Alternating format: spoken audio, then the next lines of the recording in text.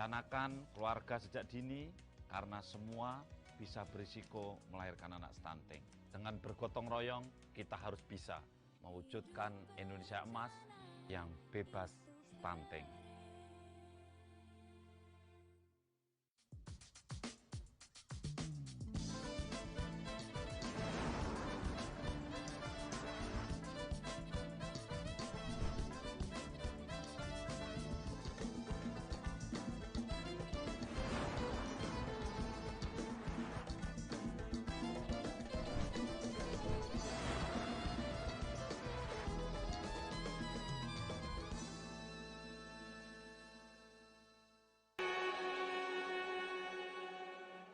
Halo.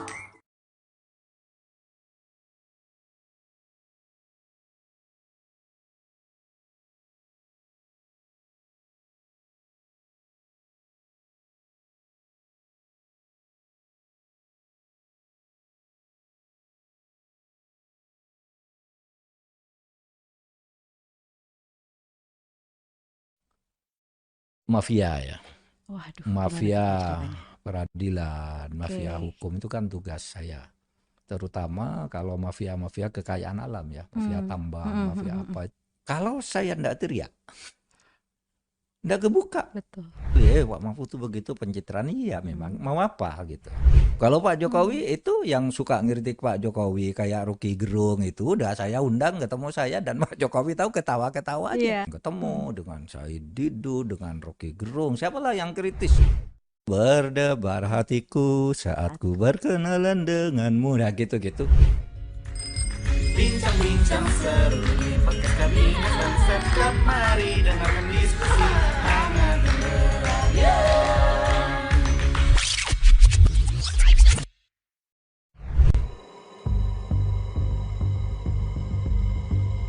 Bintang tamu podcast kali ini adalah seseorang yang sangat spesial. Pernyataannya yang cukup berani selalu ditunggu-tunggu oleh publik. Berani karena benar adalah pedoman hidup yang ia terapkan. Ia akan bercerita tentang perjalanan hidup yang penuh lika-liku serta bagaimana ia memaknai kegagalan dengan tetap optimis, bangkit, dan terus berjuang. Sang profesor di bidang hukum ini juga akan menguak persoalan mafia hukum dan tindak pidana perdagangan orang sebagai tantangan berat yang harus dihadapinya sebagai orang nomor 1 di Kementerian Koordinator Bidang Politik, Hukum, dan Keamanan. Ia juga akan berbagi cerita bagaimana ia bisa sangat santai menyikapi kritik pedas dari para oposisi yang dilayangkan padanya ataupun pemerintah. Sebagai orang yang sering mendampingi Presiden Jokowi, ia juga akan mengungkapkan bagaimana sosok Presiden Jokowi di kesehariannya. Ini dia cerita eksklusif hanya di Podcast. Mahfud MD, Menteri Koordinator Bidang Politik, Hukum, dan Keamanan. Halo kawan kabinet, ketemu lagi di podcast Kabinet dan Sekretariat Kabinet. Saya Benedikta Triksi dari Sekretariat Kabinet, saya yang akan menjadi host kamu di episode podcast kali ini. Nah, podcast itu adalah podcast resmi Sekretariat Kabinet yang berisi ngobrol-ngobrol seru. Diskusi juga nih tentang berbagai macam topik, mulai dari kebijakan pemerintah, hot issue yang sedang berkembang di masyarakat, sampai kita membahas profil para menteri yang tentunya semua ini kita kemas dengan penyampaian yang ringan dan juga santai kawan kabinet. Nah hari ini nih, podcast kedatangan tamu yang udah gak asing lagi. Beliau seringkali tampil di media massa dengan pernyataannya yang lugas, tegas, dan cukup berani. Kiprahnya di politik dan pemerintahan tanah air ini cukup panjang dan sempat menjabat beberapa posisi strategis di negeri ini. Sebut saja anggota DPR RI, Menteri Pertahanan, dan Ketua Mahkamah Konstitusi. Nah, siapa lagi kalau bukan Menteri Koordinator Bidang Politik, Hukum, dan Keamanan, Bapak Mahfud MD. Benny. Assalamualaikum Pak Waalaikumsalam. Mahfud. Tadi pon apa kabar? Wah, kamu bisa bahasa Madura ya? Aduh Pak, ini saya latihannya berhari-hari. Tuh. Jadi Baik, oke. bahasa Maduranya bener ya Pak? Katipon apa kabar itu artinya how are you? Apa kabar? Bapak masih sering Pak? Baik. Pulang ke Ke Madura masih Madura? sering? Sering dong. Kan ibu saya masih ada. Ah. Jadi kalau saya kunker ke Jawa Timur biasanya ambil waktu sebentar mampir. Karena kan dari Surabaya cuma 2 jam. Iya. Jadi kalau 2 jam berangkat, mungkin 1 jam berhenti ketemu ibu, lalu balik lagi Surabaya. langsung berangkat. Ah, Itu sempat bisa. ya Pak ya. Itu Surabaya. yang paling dikangenin apa nih Pak? Dari Madura? Iya. Ya banyak makanannya yang khas ya kan Oke. sama aja dengan Ben ya kan, makanan masa kecil tuh kadang merindukan Betul, kan. betul, Satu. Lalu betul. lingkungan alam, Ya. lalu ketemu dengan keluarga, Mhm, dengan teman-teman. mhm. Itu satu keasikan tersendiri karena itu kan apa namanya, menghilangkan stres dan sebagainya dengan cara-cara begitu lebih alami, Iya, kehilangan nostalgia ya stres. Pak ya. Enak. Saya juga kangen juga sih Pak sama sambal petis Pak. Waktu itu Iya. soalnya saya pernah dioleh-olehin Pak waktu itu dari Madura Oh dan iya iya. ya enak juga itu ya Pak ya. Iya, ada sambal petis. Benar, Dan benar. makanan-makanan Madura itu ya, itu ada nasi bungkus namanya. Ya. Wah itu enak bener tuh. Oh gitu Kecil-kecil. Pak. Satenya kan juga sate, disebut sate lalat karena Sate lalat. kecil-kecil. Hahaha. Tapi enak gitu anunya. Nah ini nih Pak, sekarang saya mau nampilin beberapa gambar. Oke, Nah gambar-gambar ini tuh mungkin mengingatkan Bapak akan masa lalu masa Bapak. kecil. Oke. Terus juga pengalaman hidup atau Sip. mungkin apa yang Bapak suka. Tapi ini nanti satu gambar itu nanti Bapak berikan satu kata. Oh gitu. Jadi nanti gambar pertama nanti silakan satu kata gitu ya Pak. Oke. Sekarang gambar pertama kuburan Cina Pak. Satu kata buat kuburan Cina. Tempat belajar. Waduh, oke. Gambar kedua warteg. Warteg. Ya warteg. Oh, Apa maksudnya? Sekarang nih Pak gambar yang ketiga. Langsung gambar ketiga. Oke deh. Soima. Vina Panduwinata. Oh, Vina Panduwinata ya? Kok mirip Soima ya? Oke, Vina Panduwinata. Satu kata buat Vina Panduwinata. Cinta. Cinta. Uhuy. Oke deh, tadi kita mau bahas nih Pak, kan tadi kuburan Cina, tempat belajar.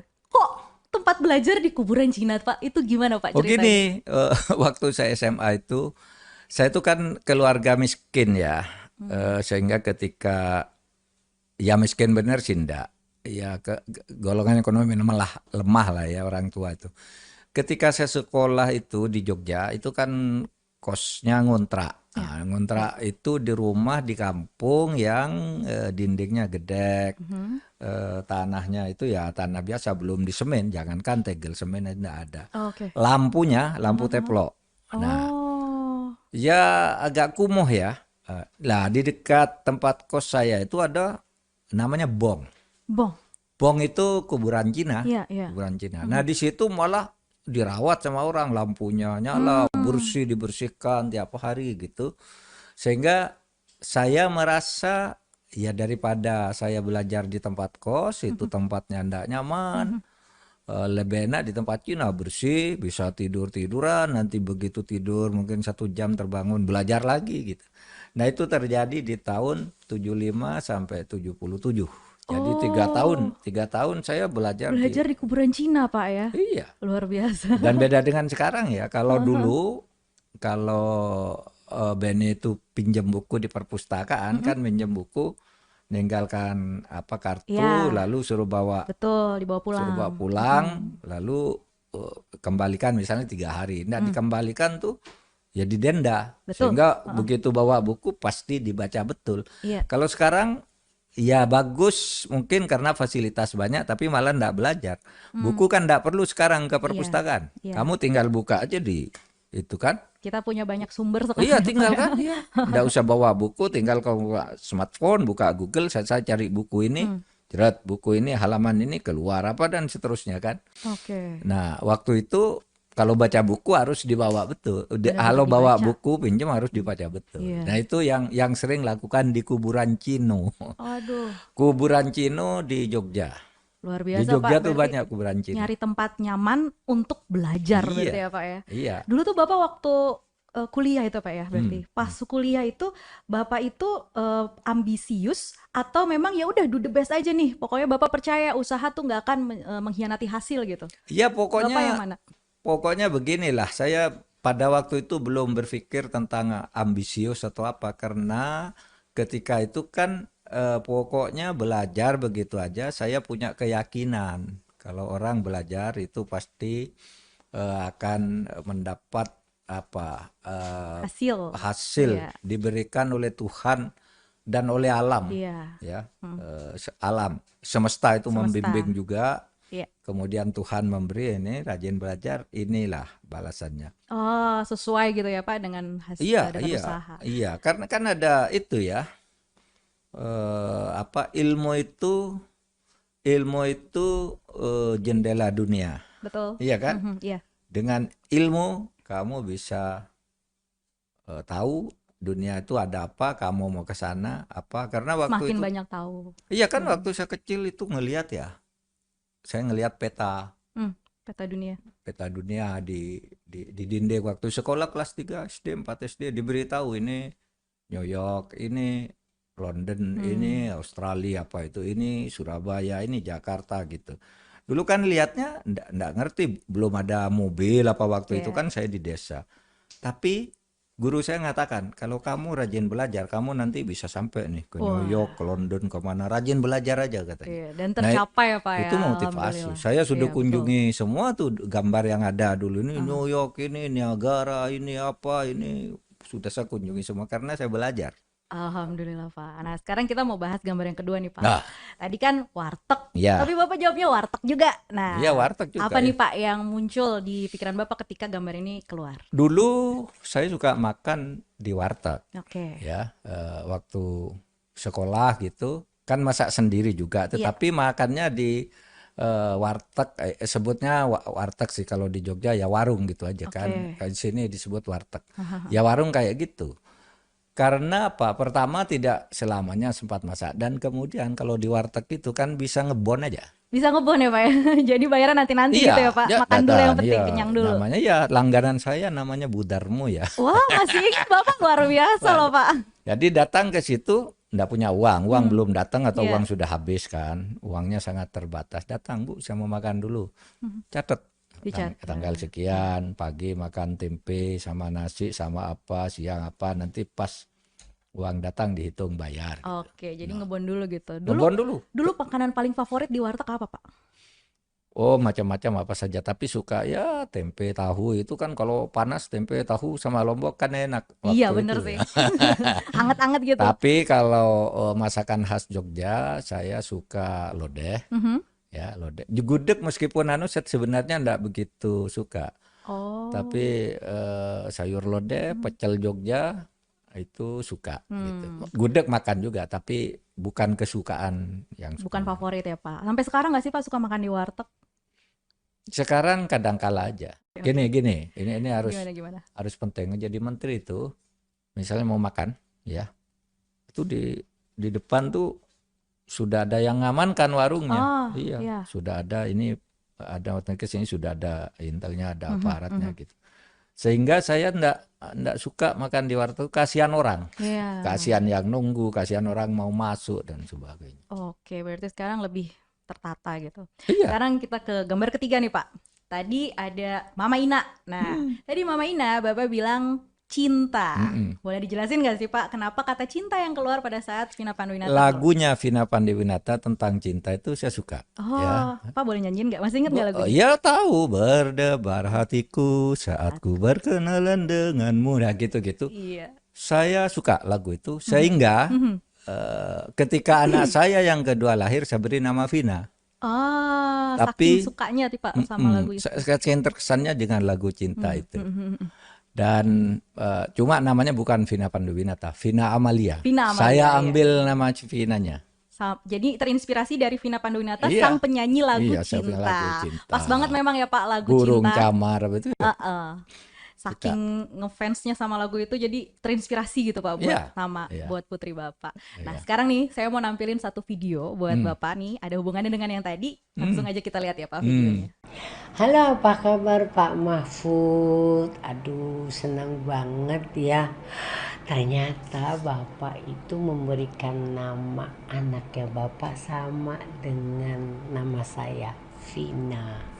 Dan juga saya ingin menyampaikan rasa bangga saya, rasa salut saya atas banyak yang telah dilakukan Bapak dan berikan untuk Indonesia, yang pastinya banyak manfaat untuk masyarakat Indonesia. Dan juga kalau boleh nih Pak, jangan lupa dengerin terus lagu-lagunya saya Pak ya. Sedikit saya pengen nyanyi untuk Bapak sekarang. Bergetar hatiku saat ku berkenalan dengannya, ku dengar dia menyebutkan nama dirinya. Salam podcast. Ya, itu dia Pak, testimoni dari Mama Ina, si burung camar. Si burung Nah, camar. kita sekarang mau say hi dulu nih sama Mama Ina. Halo Mama Ina, sukses selalu ya Mama Ina. Jadi Pak, tadi kan kita udah bahas nih tentang kehidupan Bapak juga, cerita-cerita dan bahkan sampai peran Bapak sebagai ayahnya Mbak Vina Maria. Iya. Sekarang saya mau ngebahas juga peran Bapak sebagai Menteri Koordinator Bidang Polhukam. Ini adalah satu posisi yang cukup penting ya Pak di Indonesia. Iya. Bapak dilantik Presiden Jokowi pada saat itu di awal masa jabatan beliau di periode kedua ya Periode Pak, kedua. tahun 2019. Betul. Dan sebenarnya Pak, posisi Bapak di bidang hukum dan keamanan ini juga bukan yang pertama ya Pak. Bapak dulu pernah jadi Menteri Pertahanan, pernah juga jadi Ketua Mahkamah Konstitusi, Iya. dan bahkan sekarang Bapak menjadi PLT Menkominfo. Kemenkominfo. Iya betul Pak. Bapak merasa dengan segala tanggung jawab ini itu menjadi beban yang tanggung jawab yang besar nggak sih Pak buat Bapak? Enggak, asik.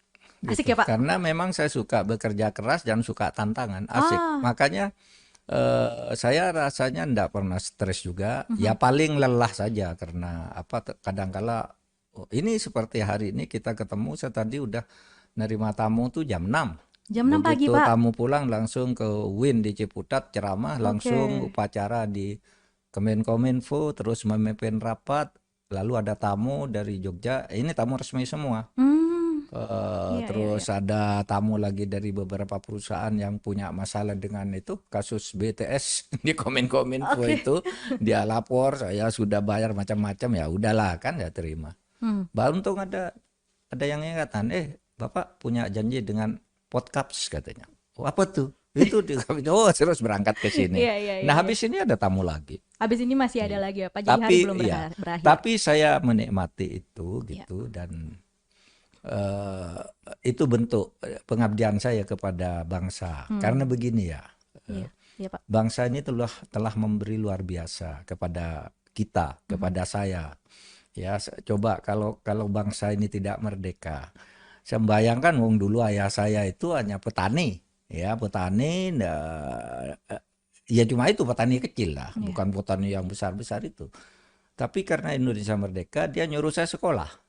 Karena Indonesia merdeka, saya sekolah. Kalau hasilnya baik kan dapat beasiswa, dapat peluang dan sebagainya itu. Nah, oleh sebab itu sekarang saya mengabdi kepada Republik ini agar lebih banyak memberi kepada anak-anak semuanya untuk menjadi orang yang hebat-hebat, ya untuk hidup layak, bersaing di dunia internasional gitu. Iya, itu sebuah cita-cita yang mulia juga Iya, Pak. betul. Dan Jadi jangan pernah bertanya, Bapak enggak berat tuh ngerjakan tuh, enggak. Saya enggak berat. Siap Pak. Apalagi sudah merdeka gitu, kerja apa sih, disuruh apa, biayanya ada kok. Tidak suruh cari biaya sendiri. Pak Mahfud kau selesaikan itu kan sudah ada biayanya. Coba orang kalau Indonesia tidak merdeka, suruh ngerjakan sesuatu dibayar aja enggak. Kita enggak usah cari, negara sudah menyediakan. Oleh sebab itu dengan senang hati saya setiap diberi tugas itu ya oke. Karena orang yang beri tugas kan pasti tahu kemampuan saya kan. Ya, betul. Misalnya presiden, Pak Mahfud kau kerjakan ini. Kau kerjakan ini, pasti tahu bahwa saya bisa di bidang itu. Nggak mungkin presiden menugaskan saya, kamu jadi pilot gitu kan, nggak mungkin kan. Karena saya nggak mungkin bisa. Pasti ditugasi hal yang bisa saya lakukan. Disitulah saya menjadi asik. Bapak.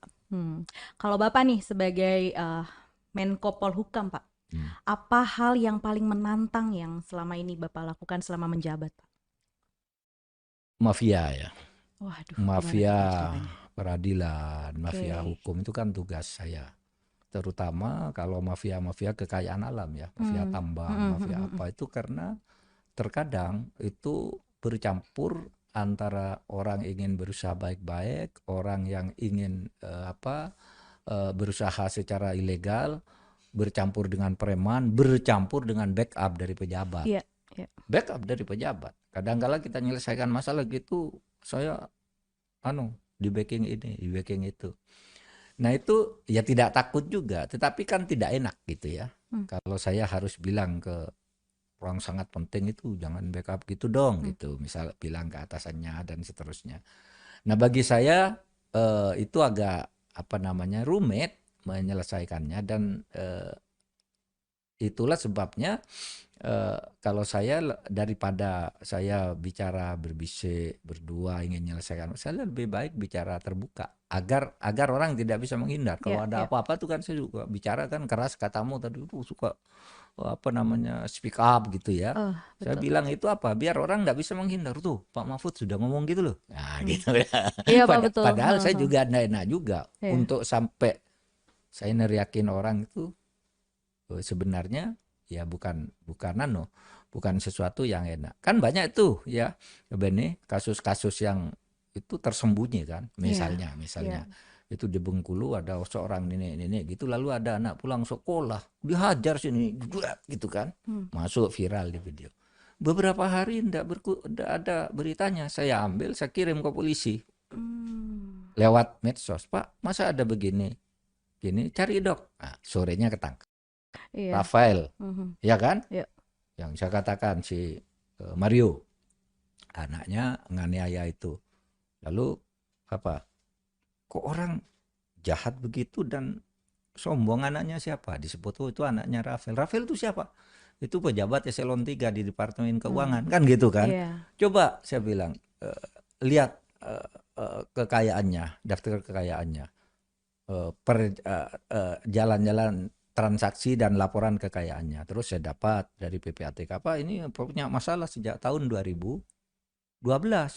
Itu sudah dilaporkan punyai kekayaan tidak wajar gitu. Loh kok ini diam, tidak bergerak. Lalu saya bicara ke pers. Itu si Rafael tuh yang anaknya menganiaya orang itu, bapaknya itu sudah dilaporkan pencucian uang sejak tahun 2012. Ya kan? Lalu ribut orang dibuka. Oh iya ya, 2012. Lalu diselidiki hartanya lagi ketemu yang sampai 500 miliar kan pada akhirnya itu. Nah, kalau saya enggak teriak, enggak kebuka. Betul. Sambo juga kan orang pada saya teriak enggak benar tuh. Masa orang mati cara begitu? Itu bukan tembak menembak, itu pembunuhan, selidiki. Semua orang sudah bicara itu tembak menembak. Dan Sambo tidak tahu itu tembak menembak 2 orang. Tapi saya bilang enggak mungkin begitu. Selidiki, akhirnya ketemu juga kan. Iya. Nah, yang begitu itu gitu, kadangkala bukan karena saya ingin sok biar orang tahu gitu. Begitu saya ngomong itu dukungan publik mengalir. Kalau dukungan publik mengalir, dia enggak bisa ngelak. Betul, iya Pak. kan? Iya. Itu Pak, dari cerita-cerita Bapak tuh tadi ya, saya tuh jadi bener juga yang tadi saya bilang, bahwa Bapak itu memang kalau berkomentar tegas, lugas, dan juga cukup berani Pak. Iya. Jadi memang hal itu menantang, tapi Bapak berani banget Pak. Saya salut Pak. Iya, kita harus berani lah. Kalau berani karena benar kan. Iya, nah sekarang nih Pak, seperti halnya Pak Jokowi, presiden kita yang sering belusukan ya Pak ya. Kan Pak Mahfud juga sering kali nih terjun langsung ke lapangan. Betul. Untuk memantau kebijakan pemerintah gitu langsung kepada masyarakat dan juga berdiskusi sama warga ya Pak ya. Iya betul. Nah ini misalnya aja Bapak pernah juga berkunjung ke Natuna Pak waktu itu. Untuk memantau batas wilayah negara dan juga kawasan perbatasan ya Pak waktu itu ya. Sekretariat Kabinet ikut Pak waktu itu Pak. Oh ikut ya? Iya betul. Kamu yang ikut? Saya kebetulan bukan saya yang ikut, tapi memang ada ikut. Ya, dari Sekretariat Kabinet. Nah, tahun 2021 pada saat itu, Pak. Nah, menurut Bapak nih, apa sih sebenarnya pentingnya seorang pembuat kebijakan turun langsung ke lapangan, Pak? Oh, itu sangat penting karena terkadang pejabat publik itu kan hanya menerima laporan dari meja kan. Kalau buat Pak ini laporan begini, datanya begini, padahal itu bohong kadangkala. Iya kan? Nah, hebatnya Pak Jokowi itu yang kemudian saya tiru, kita enggak bisa hanya membaca kertas. Oleh sebab itu Pak Jokowi turun. Jika misalnya meresmikan lahan pertanian Pak Jokowi kan, wah itu hebat betul gitu di sana pertanian. Begitu Pak Jokowi mau datang, karena enggak ada disiapkan. Nah, begitu Pak Jokowi pulang, alat-alatnya dikembalikan lagi. Pak Jokowi tahu itu. Luar biasa ya Pak, karena sering belusukan.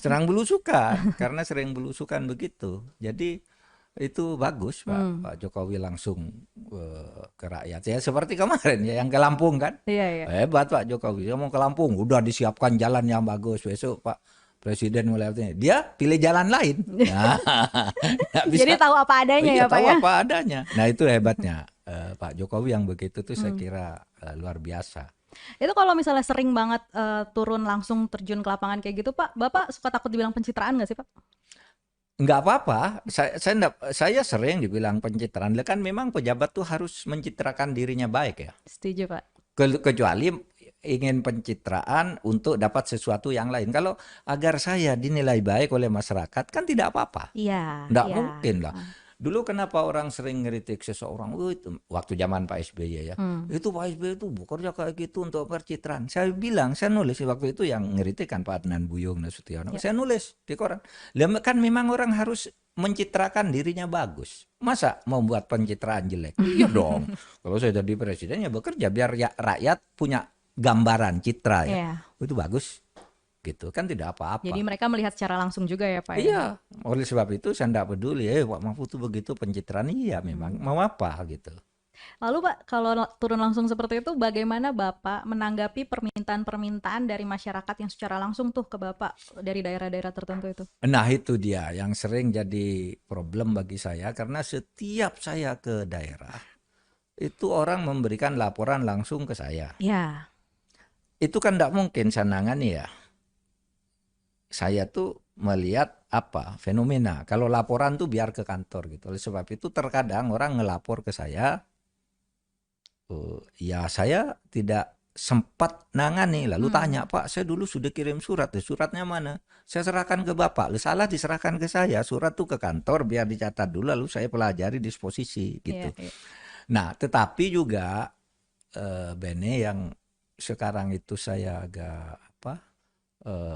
agak risau juga. Ya. Itu laporan kepada saya itu setiap harinya bisa ribuan Oh masuk. banyak banget ya Pak. Iya, Iya, iya. masuk lewat WA, lewat Twitter, telepon, macam-macam lah. Nah, itu kan tidak mungkin bisa saya Handle selesaikan Pak. semua. Saya kan sering menghandlenya yang menjadi berita besar bukan karena sok milih, tetapi karena jadi berita besar saya jadi tahu. Kalau laporan misalnya, Pak, tolong Pak, saya minta perlindungan hukum. Kenapa saya diusir oleh mertua? Lah itu kan bukan urusan saya. Minta perlindungan hukum Iya, kok iya, Menko iya. Polhukam. Ada Pak topik yang kayak gitu? Banyak. Oh ada juga. Banyak. Ada yang ada yang seorang anak kemudian menggugat orang tuanya karena dia punya istri ya, dia punya istri, punya warisan, itu hidup damai. Lalu ada pengacara-pengacara yang mau cari uang, anaknya mantunya ini suruh gugat orang tuanya agar warisannya dibagi gitu. Nah itu minta perlindungan lagi ke saya. Ini kami hidup rukun, disuruh-suruh pengacara untuk gugat orang tua dan sebagainya. Yang begitu tuh banyak. Iya, macam-macam ternyata permintaan ya Pak ya. Orang KDRT ngelapornya ke saya. Kan sebenarnya itu bisa disampaikan ke setempat ya. Tapi ada bilang ini sudah lapor, nggak ditanggapi. Ya naik dong ke laporan lebih tinggi. Tapi saya merasa bahwa itu semua masuk ke saya karena orang mengira bahwa saya bisa ngatasi itu. Orang mengirakan itu satu kebanggaan sendiri. Iya, betul. Daripada orang nggak percaya, jangan nyampaikan ke dia, nggak ada gunanya gitu. Nah tapi mumpung kamu tanya itu, mumpung kita bicara ini, saya ya minta maaf kepada masyarakat, tidak semua laporan bisa saya tangani. Karena apa? Karena saya ini menteri koordinator, bukan menteri teknis, ya. Sehingga saya hanya bisa mengkoordinasikan hal-hal yang memang sangat menonjol. Gitu. Seperti yang penganiayaan yang viral, berita yang viral itu kan saya turun tangan karena justru tahu sesudah viral. Kalau yang kecil-kecil gitu dibaca semua, itu kan urusan rutin di polsek, di kecamatan, di desa itu diantar ke saya, atau di WA ke saya. Ya saya enggak semua nanggapi. Saya milih-milih aja yang bisa itu yang menjadi perhatian publik dan berpengaruh terhadap kehidupan masyarakat. Yang perorangan oke lah, saya salurkan. Ini ada yang ngadu dari desa ini nih, saya kasih ke Kapoldanya, tolong dong. Gitu aja saya bisa gitu. Oke Pak, jadi banyak juga ya sebenarnya. Oh banyak. Sebenarnya permintaan permasyarakat gitu. Iya. Apalagi saya bidang politik, hukum, Dan yang banyak hukum, lalu keamanan itu. keamanan tuh nyangkut ke polisi, ada yang semuanya jadi. iya dipersekusi oleh polisi, macam-macam kayak gitu itu. Oke Pak, nah terus kan tadi Bapak juga sempat ngomong itu turun langsung ke lapangan berarti juga bersama dengan Pak Jokowi Pak. Nah selama ini nih Bapak dalam menjalankan tugas sebagai Menko Polhukam kan sering juga nih mendampingi Pak Presiden Ya. untuk kunjungan kegiatan gitu, baik di Iya. dalam negeri maupun di luar negeri. Boleh nggak nih Pak cerita satu pengalaman yang nggak bisa dilupain sama Pak Mahfud ketika Bapak bertugas bersama Pak Presiden? Ya satu aja ya, Iya ke luar Pak, negeri silakan. ya. Gimana Pak? Pak Jokowi itu ibadahnya terjaga. Oke. Duduk di forum internasional pun kalau waktunya sholat, dia sholat. Itu pengalaman pertama saya, kaget gitu. Saya belum sebulan jadi Menko Polhukam, berangkat ke KTT ASEAN di Thailand. Nah, kan ini rombongan Pak Jokowi di depan gini ya, ini para presiden, perdana menteri di depan, lalu di belakangnya ada saya, Bu Retno, siapa gitu. Sedang acara gitu asik, Pak Jokowi keluar. Protokolernya kan kalau pimpinan keluar, yang di belakangnya maju. Betul. Nah, saya disuruh maju oleh Bu Retno. Oke. Maju Pak, loh Pak, Bu, saya duduk sama presiden itu. Iya katanya. Lah Presiden Jokowi kemana? Sholat katanya. Begitu dia. Kemarin juga di Kamboja juga begitu. Waktunya siang, diberi waktu makan siang 1 jam. Pak Jokowi makannya 20 menit aja. 40 menit sisanya atau 30 menit sisanya tuh sholat sendiri. Jadi selalu ingat waktu ya Pak ya? Selalu ingat dimanapun waktu. Itu walaupun Iya. jamnya berbeda Pak. Iya, menjaga dia Ya, sholat. luar biasa Menjaga. Pak Bapak Presiden. Menjaga sholat. Iya. Itu tidak bisa dilupakan juga ya Pak, berarti Iya, pengalaman iya yang terkesan. Saya lalu mengesankan. bicara kepada publik. Anda ini kepada masyarakat yang selalu mengatakan pemerintah anti-Islam, kamu gimana bilang pemerintah anti-Islam? Wong presidennya rajin sholat, Iya. di masjid para menterinya, di kabinet para menterinya puasa Senin Kamis, sholat kalau waktunya sholat. Kok mau dibilang anti-Islam bagaimana? Saya bilang. Saya ini saksi, saya sering ikut Pak Jokowi. Kalau bepergian tuh waktu sholat dia sholat kok gitu. Tetap ingat Pak. Tetap ingat. Dan gitu. baru-baru ini kan juga Pak Mahfud baru saja mendampingi Pak Presiden ke perhelatan KTT ASEAN ya Pak ya, Iya, 2023 ASEAN, di Labuan ya, Bajo. yang di Labuan Bajo. Dan Indonesia menjadi tuan rumah Pak. Alhamdulillah semua acara berjalan lancar, Berjalan aman juga ya Pak ya. aman dan indah. Indah Saya juga, kira iya, satu benar. yang paling unik sepanjang secara KTT forum apapun. Iya, karena Bisa, iya, tempatnya ya Pak nih, tempatnya. unik banget. Iya, bisa rapat di pinisi Iya, yang betul. sangat indah gitu. kan. Oleh-olehnya apa nih Pak yang dibawa dari KTT ASEAN kemarin? Oh, kalau saya kalau kaitannya dengan tugas gitu ya, tentu kerjasama di bidang keamanan ya. Di bidang politik internasional terutama Myanmar itu. Myanmar itu kan bandel itu. Bikin junta militer kan tidak selesai-selesai. Iya, betul. Pelanggaran HAM ya, bagi saya menarik gitu. Banyak lah. Oleh-olehnya tentu tugas. Tentunya tugas. Tugas-tugas baru terkait dengan kerjasama antar negara. Bapak juga sempat ngomongin tentang pemberantasan perdagangan manusia ya Pak waktu itu ya Pak? Oh ya? iya. Dan memang itu menjadi salah satu isu yang diangkat juga ya Pak? Ya Ini itu tindak salah lanjutnya satu apa, isu Pak? utama. Salah satu isu utama. Saya cerita dulu. Boleh Pak? Betapa jahat itu perdagangan manusia itu. Tidak tahu apa-apa, dikasih paspor, dibilang mau ke luar negeri, kerja, diberi kerjaan, gajinya sekian puluh juta, lalu hanya dijadikan budak. Iya. Tidak digaji, tidak dikasih makan, kalau disiksa, kalau mau pulang tidak bisa karena udah dijual oleh agennya, gitu. Dan itu banyak. Yuk bayangkan berapa tenaga kerja Indonesia di luar negeri itu ada 9.500.000 orang. Iya. Ya, tenaga kerja. Nah, separuhnya itu adalah ilegal. Kalau saya baru saja pekan lalu ke NTT yang paling banyak korbannya. Terutama warga negara Indonesia itu banyak ya Pak ya? Iya, korbannya ya, Pak? hampir tiap minggu orang NTT itu nerima mayat jenazah pulang karena disiksa oleh majikannya ada yang ya di Singapura, di Malaysia, Vietnam dan sebagainya. Banyak jadi korban tuh orang NTT itu. Oleh sebab itu, lalu ya saya sekarang sesudah bicara TPPU, tindak pidana pencucian uang, saya sekarang nyasar ke TPPU, tindak pidana perdagangan orang. Ini sama-sama ada undang-undangnya. Nah, betul Pak. Berarti itu nanti ditindaklanjuti juga kayak Pak Oh iya, hal tersebut iya, supaya memang bisa diberantas gitu Pak. iya, kerjasama antar negara dari KTT ASEAN tuh begini. Semua negara yang dimintai bantuan untuk menolong korban-korban tindak pidana perdagangan orang supaya membantu, karena kadangkala kan kita membantu itu negara yang bersangkutan tidak boleh, karena apa? Terikat kontrak. Iya. Iya kan? Harus bayar denda sekian, sekian, orang disiksa terus gitu. Gitu. Nah, kerjasama nanti kalau begitu dipermudah aja. Kalau memang kontraknya ilegal ketika berangkat, meskipun di sana terikat kontrak, dipermudah aja. Setiap negara saling membantu untuk memulangkan dan membantu yang bersangkutan. Nah, seperti itu sudah dicapai. Kemudian bagaimana cara mengatur visa?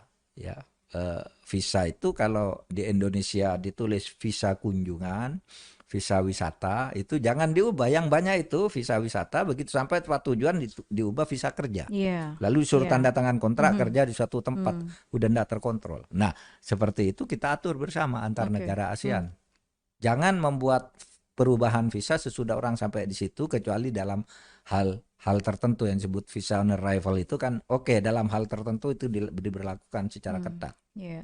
Gitu. Ya, kita semua berharap ya Pak, dengan adanya kerjasama dan koordinasi ini, pemberantasan TPPO ini, pemberantasan perdagangan orang ini bisa segera dilaksanakan Pak.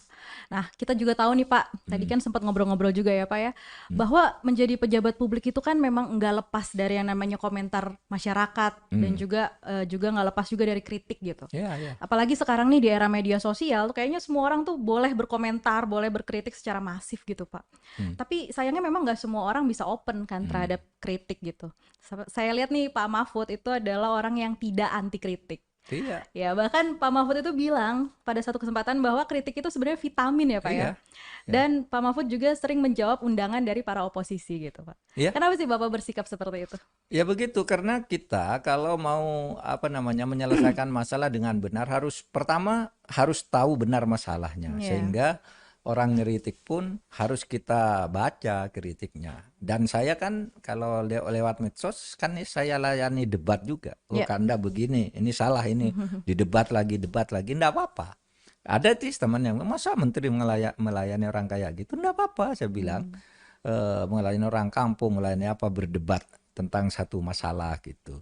Lalu misalnya pada kritik, lawan-lawan yang paling keras kepada Pak Jokowi itu saya undang ke rumah juga. Pak Jokowi juga, ya ini asiknya. Iya. Kamu enggak tahu zaman Pak Harto dulu. Kalau kalau orang oposisinya Pak Harto, orang ngelawan Pak Harto gitu, para menterinya enggak boleh ketemu dengan orang itu. Harus ikut memusuhi. Nah, kalau Pak Jokowi enggak. Open ya Pak? Kalau Pak Jokowi itu yang suka ngeritik Pak Jokowi kayak Rocky Gerung itu udah saya undang ketemu saya, dan Pak Jokowi tahu ketawa-ketawa aja. Malah Pak Jokowi pernah bilang ketika saya mengusulkan diberi bintang Mahputra lah Pak orang-orang yang sudah berjasa ke negara. Siapa misalnya? Itu Fahri Hamzah dan Fadlizon itu kan dapat bintang Mahputra karena apa?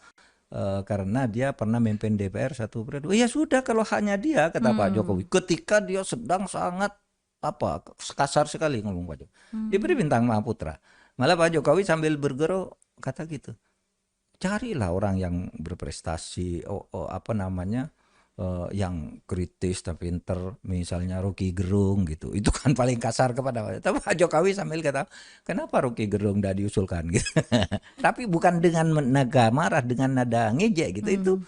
Itu dengan serius, bergurau tapi bukan ngejek gitu. Iya. Nah, terbuka Pak Jokowi. Saya dengan lawan-lawannya Pak Jokowi, dengan Rizal Ramli, sering ketemu dengan Said Didu, dengan Rocky Gerung, siapalah yang kritis, semua saya temui. Dan Pak Jokowi tahu tidak? Bisa tahu banyak point of view ya Pak ya. Iya. Tapi kok bisa Bapak sesantai itu Pak menanggapi semua hal itu Pak? Ya, nggak tahu ya. Saya ya biasa-biasa saja menghadapi hidup ini, santai-santai saja lah. Kenapa mau tegang-tegang gitu? Lebih baik menjalani semuanya dengan santai karena ya semuanya temporary juga ya Pak ya. Iya betul. Iya. Gitu aja. Tadi tuh ngomongin tentang kritik tuh Pak ya. Ada juga nih fenomena yang sekarang viral ya Pak. Dan akhir-akhir ini ramai juga tuh dapat kritik tentang pejabat publik dan keluarganya yang melakukan flexing Pak. Flexing ya. Iya, dan bahkan Bapak Presiden kan sempat juga ya membuat pernyataan yang melarang pejabat itu pamer-pamer kekayaan gitu di media sosial. Ya. Nah, bagaimana nih Pak Mahfud melihat fenomena flexing ini? Ya itu tidak bagus bagi kehidupan masyarakat kita. Meskipun ada yang berpendapat ya itu enggak apa-apa. Tapi bagi saya enggak cocok kalau untuk Indonesia flexing gitu ya. Menampakkan kemewahan, hedonis dan sebagainya itu menurut saya enggak tepat. Nah, terkadang istri pejabat itu kadang-kala juga berlebihan kan, menggunakan suaminya untuk cari sesuatu yang tidak benar lalu hanya untuk flexing. Lalu suaminya terjepit di dalam tugasnya. Kalau cilaka jadi masalah hukum gitu. Iya, iya. Nah, kalau saya tuh hidup ya apa adanya gitu ya, kayak baju gitu ya. Kan ada baju yang harganya 17 juta, ada yang hanya 200.000. Iya. Kalau di foto itu kan sama aja, yang 17 juta dan 200.000. Betul Pak, Iya kan? bener. Sama-sama aja sebenarnya kelihatannya ya. Oh, iya kan? Apa kalau di foto kok orang Iya, iya. saya malah enggak tahu lah, tapi orang yang perhatiannya itu bajunya itu harganya 22 juta katanya. Kok bisa tahu? Lah Iya. itu Pak mereknya yang di sini. Iya, iya. Banyak pemerhati Pak. Kalau saya enggak. Kadangkala kalau saya punya baju agak bagus tuh kadangkala dikasih orang aja. Kalau beli sendiri ya yang murah yang asal bisa dipakai aja gitu. Enggak cari merek ini, merek itu, penjahit ini, penjahit itu gitu. Dulu Betty, waktu saya jadi menteri pertama ini lucu nih. Gimana tuh Pak ceritanya? Saya kan dosen ya, bajunya ya biasa-biasa aja. Ketika saya jadi menteri di lantik pertama itu ketemu Pak Taufik Kemas, suaminya Yeah. Mbak Mega, itu orang baik sekali. Dek katanya, kamu jadi menteri bajunya enggak pantas tuh. Nanti saya kirim penjahit. Kirimlah penjahit sama dia. Kirim penjahit. Sudah itu dibuatkan jas kayak gini nih, yang saya waktu itu enggak tahu kalau ada baju semahal itu. Oh, oke. Pak Taufik Kemas itu orang baik, sehingga saya merasa sedih dan kehilangan ketika orang seperti Pak Taufik Kemas yang suka mengayomi, sukanya berkawan, lalu waktu itu meninggal. Ya kita semua sedih lah. Iya. Nah itulah pandangan saya tentang flexing ya. Terus menurut Bapak orang-orang yang melakukan flexing tuh perlu diberikan sanksi nggak sih Pak? Terus kalau perlu diberikan sanksi, yang cocok sanksi apa ya Pak ya? Enggak, kalau flexing itu tidak melanggar hukum. Oke. Asal barangnya halal. Tetapi dia melanggar moral. Melanggar moral. Melanggar kepantasan, melanggar budaya juga kalau di Indonesia. Iya, Karena iya. gini loh, Betty. Hukum itu kan aturan kan. Yang kalau melakukan ini hukumannya ini hukum. Tapi di atas hukum itu kan ada moral. Sebelum jadi hukum itu kan moral, agama, etik. Nah oleh sebab itu kalau orang hanya takut pada hukum itu biasanya ugal-ugalan. Kalau kamu mau tertib, ya takut pada hukum, takut pada moral juga. Iya. Artinya taat pada hukum, taat pada moral dan etik juga. Nah itulah Pancasila itu kan begitu. Betul. Pancasila itu bukan hanya hukum lah, itu nilai norma budaya, moral, etik dan sebagainya. Lalu ada hukum, ya kan. Nah kalau mau orang Indonesia baik, ya taati Pancasila itu bukan hanya hukumnya, tetapi nilai-nilai etik dan moralnya. Wah hebat tuh. Oh iya, berarti sebenarnya tidak melanggar hukum tapi itu melanggar norma Iya, dan melanggar moral norma ya. hukum, moral, etika, agama gitu kan. Oh Iya, betul, Pak, kepantasan itu semua kan cara kita hidup Iya, secara baik. betul Pak. Maka kadang-kala sekarang ini kalau orang korupsi itu, saya enggak melanggar hukum. Kenapa? Kan belum ketahuan. Saya Jadi boleh asal nggak ketahuan gitu. belum diadili. Iya, kan? iya. Misalkan ada pejabat korupsi gitu, terus hakimnya takut ngadilinya. Lalu dia bilang saya enggak salah. Kenapa? Oleh hakim saya diputus bebas katanya. Padahal hakimnya takut atau hakimnya disuap juga gitu. Nah, tapi kalau kita taat pada moral, taat pada agama, tidak akan melakukan itu. Sehingga Pancasila Betul, itu harus totally ya. Seluruh nilai-nilainya itu harus hidup pada diri kita ini. Kalau Anda berpancasila dengan baik, pasti akan beragama dengan baik, bermoral dengan baik, dan taat pada hukum. Ya, saya setuju tuh Pak. Jadi semua itu tercerminkan gitu Pak jadinya. Nah Oke. ini Pak ada kisah hidup Bapak nih ya Hmm. yang sangat inspiratif nih, dan terutama bagi anak muda, yaitu tuh bagaimana Bapak melihat sebuah kegagalan. Dulu tuh waktu Bapak masih muda Bapak pernah gagal tes CPNS ya Pak ya. Bahaya. Betul. Tapi siapa sangka Pak, coba siapa yang gagal tes CPNS tapi sekarang di hadapan saya adalah menjadi seorang Menko Polhukam Pak. Itu kan berarti fighting spiritnya Pak Mahfud itu kan hebat sekali gitu. Nah boleh nggak sih Pak dibagikan tips dan kata-kata penyemangat nih terutama buat kawan kabinet biar mereka tuh nggak gampang menyerah gitu dan juga lebih bijaksana menanggapi sebuah kegagalan gitu Pak. Kearifan bangsa kita itu terkadang mengatakan kegagalan itu hanya skenario Tuhan untuk memberi yang terbaik bagi orang yang sudah berusaha dengan baik. Luar biasa Pak. Benny, waktu saya dulu lulus SMA, itu kan orang tua saya baru pensiun dari pegawai negeri kecil, rendah. Saya pengen jadi pegawai negeri aja gitu. Saya di kelas dan angkatan termasuk yang paling pintar. Ikutlah saya ikut tes CPNS, calon pegawai negeri sipil di Kementerian Agama. Saya ndak lulus, yang tidak pintar tuh pada lulus semua coba. Wah. Saya yang pintar di kelas tuh ndak lulus. Waduh, saya Bapak bilang, bingung gak sih Pak waktu itu? iya terpukul ya, tapi ya. Kemudian ya karena waktu itu ndak lulus ya sudah saya cari sekolah ke perguruan tinggi. Gimana cara cari beasiswa? Jadi saya selama sekolah tuh dapat beasiswa dari Super Semar dapat. Kemudian dari kampus dapat karena nilainya bagus terus, lalu dari yayasan pemerintahan daerah dapat. Nah itulah saya hidup. Nah sesudah itu ya saya jadi ya seperti sekarang lah, melewati semua jabatan penting. Sementara teman saya yang dulu ikut tes bersama lulus tuh sekarang udah pada pensiun. Iya. Sudah pensiun, hanya misalnya kepala urusan agama, kepala apa di desa-desa itu. Saya coba sampai kemana-mana. Itulah kalau Tuhan itu mau memberi. Sama ketika tahun 2004, saya ingin jadi menteri lagi. Sebelum itu saya 2001 kan jadi menteri itu bersama Gus Dur. Begitu Pak SBY terpilih saya enggak jadi menteri. Tapi enggak. Tidak lama sudah itu saya jadi ketua MK. Ketua MK itu lebih tinggi dari menteri. Nah, sehingga saya berpikir gini loh. Mungkin Tuhan waktu itu ngatakan, "Fut, kamu enggak cocok jadi menteri. Kamu dapat yang lain lah yang lebih tinggi." Enggak lama sudah itu saya jadi ketua MK. Betul Pak. Jadi kegagalan itu jangan disesali. Sama dengan kalau gitu ya saya kemarin 2019 tuh mau jadi wakil presiden. Iya Pak. Tapi akhirnya enggak jadi. Enggak jadi. Apa? Lalu saya pikir apa ya? Nikmat Tuhan apa yang harus saya rasakan lagi? So, saya waktu itu lalu saya berpikir aja pada pengorbanan orang lain. Saya ini mau jadi wakil presiden enggak jadi. Apakah saya harus sedih? Apa harus marah? Enggak. Kenapa? Karena dulu Bung Karno itu sudah berkuasa jadi presiden 20 tahun dijatuhkan. Saya belum jadi, enggak pernah jatuh dan saya tidak kehilangan apa-apa. Bung Karno itu berkorban hampir selama hidupnya untuk ini, dijatuhkan begitu kan. Pak Harto 32 tahun seperti kaisar tiada tanding. Akhirnya dijatuhkan dalam waktu sekejap pada 23 Mei. Ya. Pada saat itu, pada 21 Mei ya. Saat itu jatuh.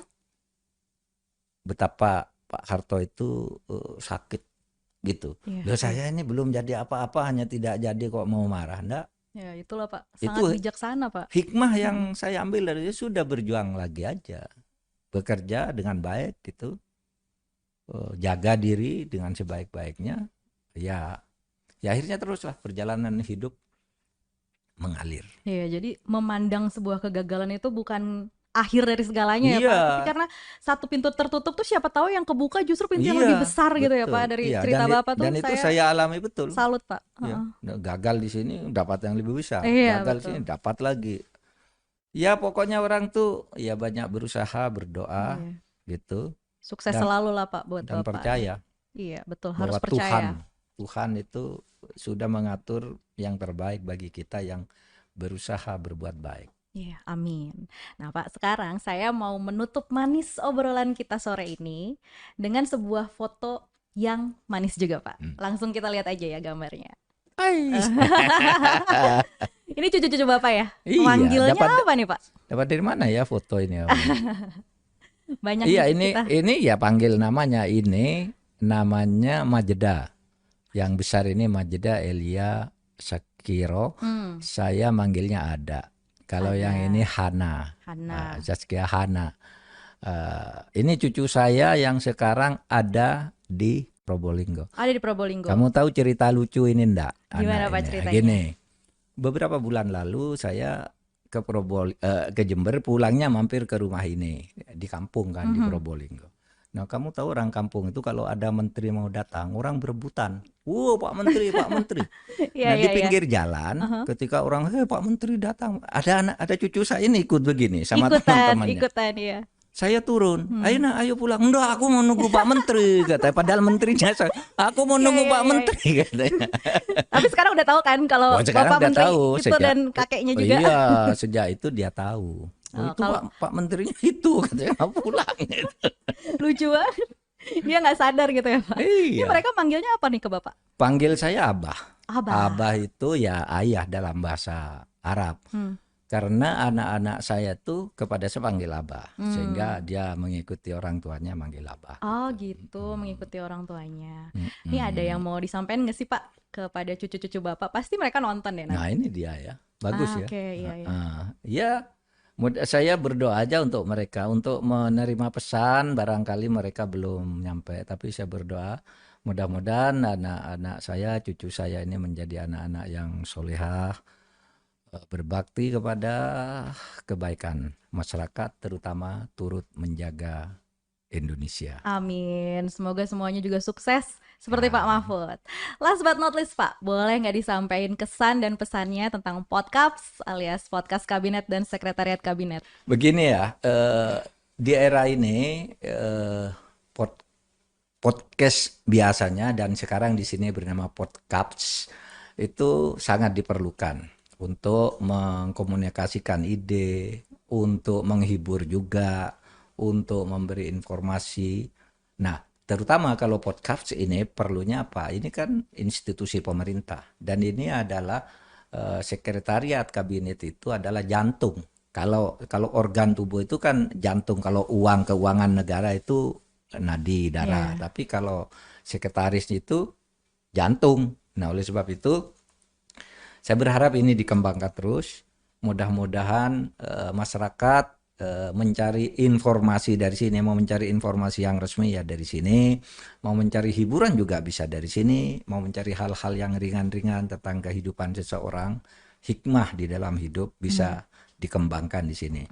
Saya belum tahu banyak podcast ini rubrik-rubriknya, tapi saya yakin di sini banyak yang bisa ditemukan dari podcast ini. Untuk kamu semua selamat bekerja. Terima kasih Pak Mahfud, terima kasih banyak atas waktunya sore ini. Terima kasih obrolannya sangat inspiratif Pak. Apalagi, dan ini suatu kehormatan juga nih Pak buat saya, boleh ngobrol-ngobrol dan diskusi sama Pak Mahfud. Ada banyak nih Pak yang didapat, apalagi tadi ya yang paling saya ingat itu adalah bagaimana cara Pak Mahfud menanggapi sebuah kegagalan. Karena memang kita gagal di satu pintu, belum tentu semua pintu tertutup ya Pak ya. Pasti akan ada pintu yang terbuka dan siapa tahu itu malah lebih bagus buat kita.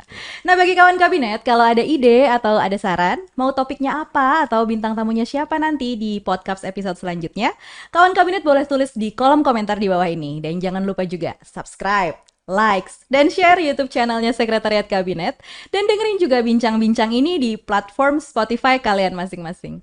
Tunggu episode podcast selanjutnya. Saya Benedikta Triksi, saya pamit. Bye-bye kawan kabinet. Yuk. Mari dengarkan diskusi hangat dan merakyat.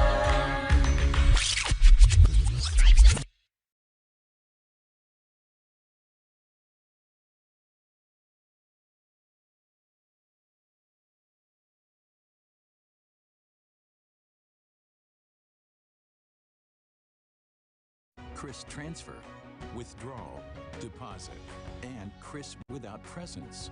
Chris Cross Border enables interconnection between two countries.